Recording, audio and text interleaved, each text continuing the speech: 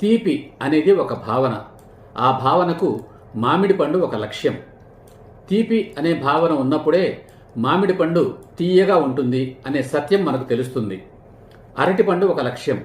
తీపి అనే భావన ఉన్నప్పుడే అరటిపండు తీయగా ఉంటుంది అనే సత్యం మనకు తెలుస్తుంది.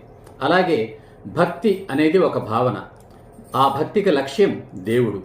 దేవుడు అనేది కూడా ఒక భావన, ఒక నమ్మకం.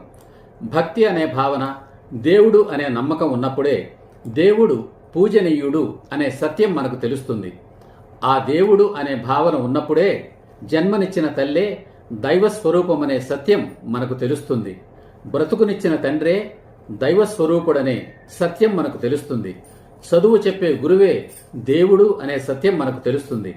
మనం బ్రతకడం కోసం సమాజంలోని ప్రతి పౌరుని సహకారం అవసరం కనుక ప్రతి పౌరుడు దైవస్వరూపుడే అనే సత్యం మనకు తెలుస్తుంది.